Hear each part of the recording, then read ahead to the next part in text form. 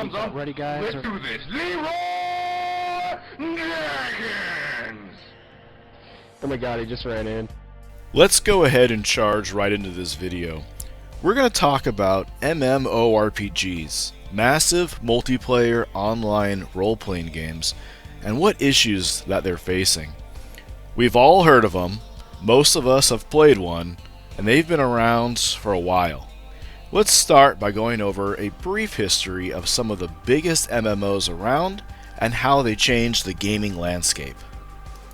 Well, you may be surprised to learn that there have been MMOs since 1974, at least to some degree. If you want to learn more about these super early multiplayer games such as Maze War and Adventure, check out the Wikipedia article on the history of online games. It is fascinating. But in my opinion, true MMOs started with Ultima Online in 1997. Now, they initially expected this game to have low sales, but it ended up having hundreds of thousands, if not millions, of active users. Now, I tried my hand at Ultima, and it wasn't my cup of tea, but you can't deny that it started something big. Soon afterwards, in 1999, one of the big dogs was released, EverQuest Online. It was released by Sony Online Entertainment and it became a massive success. Following this, other games in the same fantasy genre kept rolling out. Dark Age of Camelot, Ragnarok Online, RuneScape, and many more. And then they started branching out into science fiction, such as Anarchy Online, Earth and Beyond, EVE Online, Star Wars Galaxies, The Matrix Online, and more. Basically, there was a game for everyone. I like to call this the Golden Era of MMORPGs. Now, we'll get into this later, but the premise of most of these games was simple. Level up, complete quests, beat dungeons and bosses, get better gear, compete against other players in PvP, and just have a good time. So why is it now it seems like there are so many failed MMORPGs, and so many of them just seem so unfun? And are they as popular as they once were? Well, let's go over some numbers and we'll see if that's even true. I mean, there are a lot of mega popular MMORPGs right now.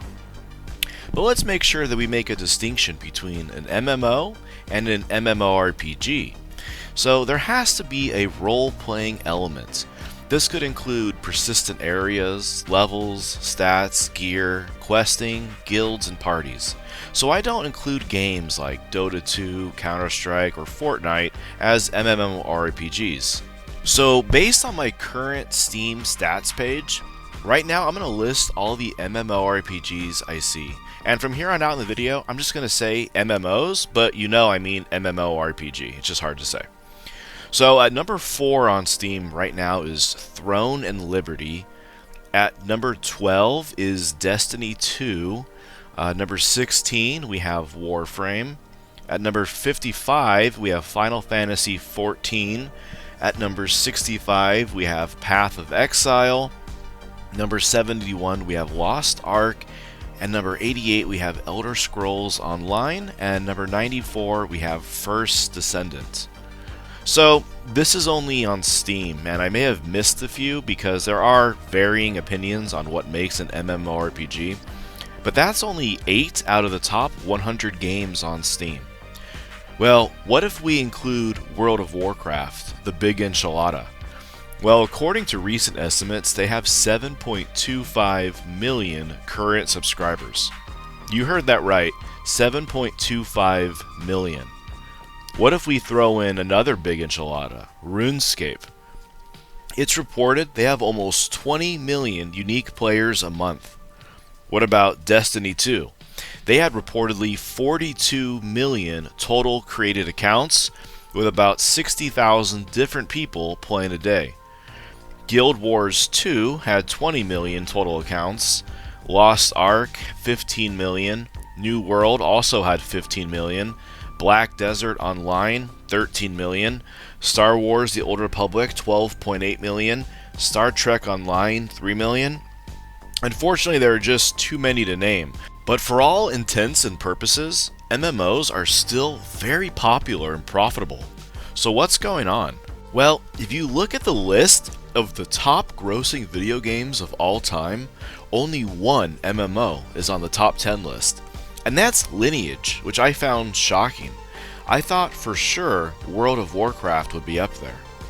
So even though they have massive player counts, a lot of MMOs are not as profitable as a game such as Fortnite or PUBG or Minecraft, and they require a lot of money to maintain, with balancing patches, massive servers, bandwidth, and a staff to moderate.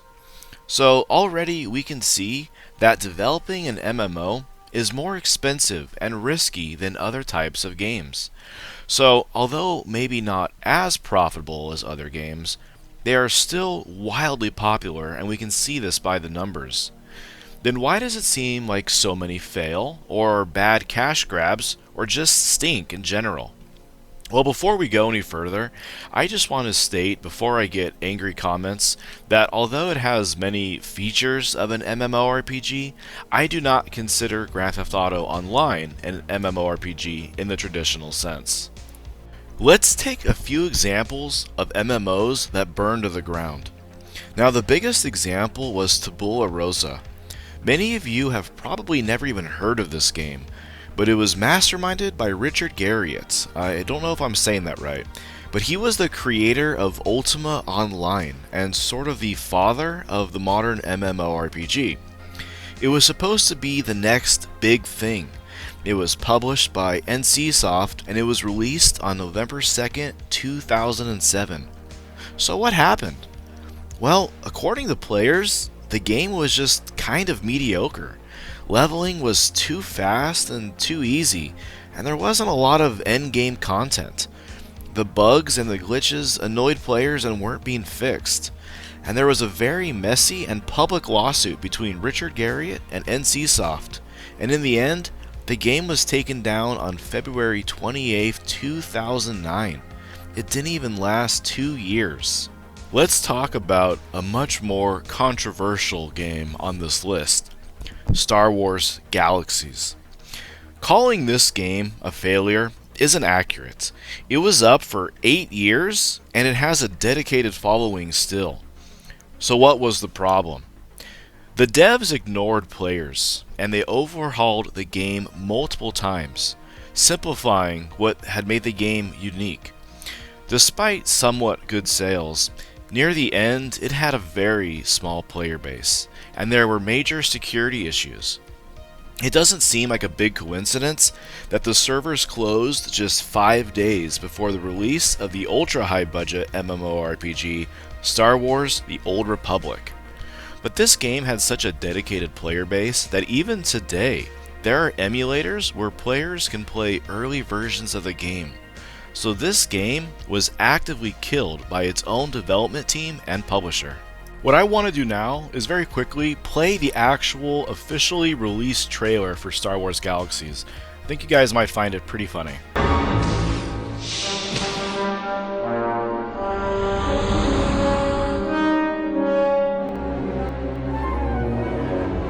For over 25 years, the Star Wars saga has captured generations. Fans worldwide have always enjoyed becoming a part of the adventure. But what if you could turn on your PC, connect to the internet, and completely immerse yourself in an online Star Wars universe filled with hundreds of thousands of people? Now you can. Star Wars Galaxies, the total experience. You can live the adventure 24 hours a day, 7 days a week. Become a Jedi, a bounty hunter, a rebel commando, or one of over 30 different professions. Make friends and meet new people as you embark on hundreds of story-driven missions to help save the galaxy from the forces of the dark side. Or maybe create a dark side of your own. Then blast into the skies and engage your enemies in real-time dogfights. Or take your friends for a ride in over 30 different starships, including Millennium Falcon-style transports. Build and run your own player cities, create your own weapons and ships, or even visit legendary Star Wars locations like Jabba's Palace and the Mos Eisley Cantina. ground, space, and for the first time ever, content from the highly anticipated final film, Star Wars Episode 3, Revenge of the Sith. Travel to Kashyyyk, the home planet of the Wookiees, and join in on over 100 new Episode 3 adventures. Everything you need to fulfill your ultimate Star Wars fantasy is now together in one package. Look for it at a new low price of $29.95. Buy now and get an exclusive in-game vehicle only available with purchase. Star Wars Galaxies, the total experience. Your online adventure in the Star Wars universe awaits. Available May 26th. So that was a pretty cool trailer and made the game look really fun. Another thing I want to talk about here for a minute, and this is just my personal opinion, was Star Trek Online. Now, when this game was first released, it was fun, but then it was sold to Perfect World, which is a Chinese company, and soon after it became a soulless, gacha, grindy game. Well, what's a gacha game? Google defines it as a video game that encourages players to spend currency for a chance to receive a random item, such as a character or card. The term gacha comes from the Japanese word gachapon, a type of toy vending machine that was popular in Japan in the early 2010s. So, unfortunately, this game became centered around random loot boxes that required keys paid for by real money to get anything good and to be able to play competitively. I think now we've touched on the biggest foundational issue of all modern gaming, both MMORPG and other, and that is microtransactions. Now, video game companies are businesses. They are not charities. And there is nothing wrong with their goal being to make money, both to support the game, pay their staff, and to grow the company. But where do we draw the line in games when it becomes predatory and greedy? Why do we as consumers think that it's okay for companies to ruin their games with pay-to-win mechanics simply because it is expected for companies to be soulless, greedy machines? What can we do to turn the tide against this trend? Simply put, nothing. Unless everyone can agree to vote with their wallets. Are all microtransactions wrong? No. If you want to pay to have a unique skin or a mount, whatever, that's on you.